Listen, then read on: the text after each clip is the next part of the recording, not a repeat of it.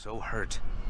On his way back to Coruscant already with Obi-Wan and the determined, brave, and equally reckless young senator from Naboo.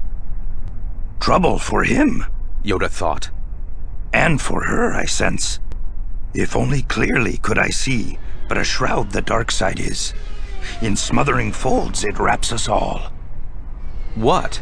Said Mace, frowning, sensing his disquiet, as he always did. Yoda, what's wrong? Talia Moonseeker, a young Argowan only 4 months into her Jedi knighthood, was kneeling beside her fallen former master, Vaatu, head bowed. With an effort, Yoda pulled his gaze away from her grief, away from the monstrous arena, still searing in the daylight. A Geonosis day lasted so long. There were yet many hours before the sun would set on this stark vista. Answer you plainly I cannot, Master Windu, he replied heavily. Time for meditation I require. Then you should return to the temple, said Mace. I can oversee the cleanup operation here. You are our only beacon in the darkness, Yoda. Without your wisdom and foresight, I doubt we can prevail. He meant the words kindly, a declaration of confidence, but Yoda felt the weight of them settle into his bones with a cruel finality. Too old am I to be the last hope of the Jedi, Yoda thought to himself. He watched as Talia Moonseeker withdrew to a discreet distance, so the body of her slain former master might be decently carried from the arena by the tireless clones who had fought this day and died this day, so utterly single-minded and fearless that he thought of droids, not men, droids of flesh and blood, bred and drilled to be perfectly disciplined, perfectly lethal, bred to die so the people of the Republic might live, commissioned under the most mysterious circumstances, the truth of which might never be unraveled.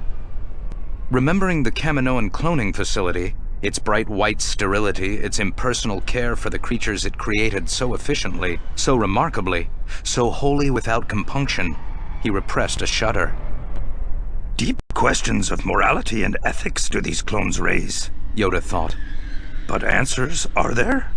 Know that I do not. Override ethics, our desperate need for them might. Mace dropped to one knee. Is it Dooku, Yoda? Is he what's troubling you?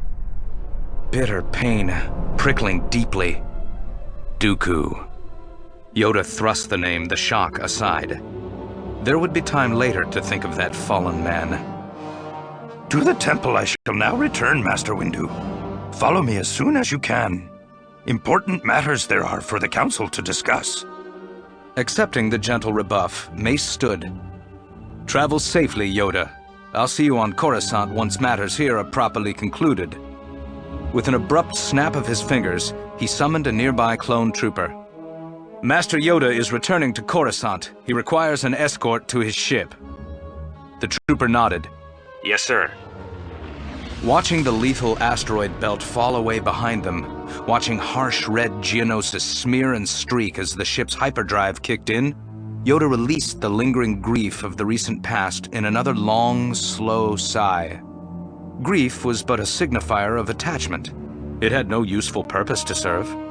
If he was to serve the light, as was his purpose, then must he rediscover that perfectly poised place within himself, whereupon he could stand and know he stood upon firm ground. For once he reached Coruscant, the hard work of saving the Republic would truly begin.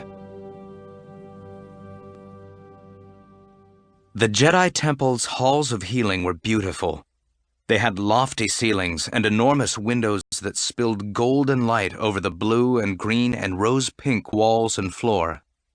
Imbued with the Force's most gentle aspects, with love and nurturing and peace, they were full of perfumed flowers and green growing things, with the music of running water and the vibrancy of life renewed.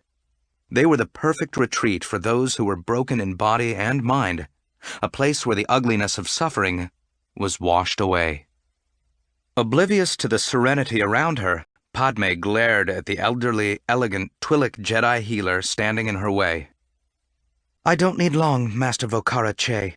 Just a few moments, but I really do need to see Anakin Skywalker. Twin headtails gently twitching, the Twi'lek clasped her hands before her.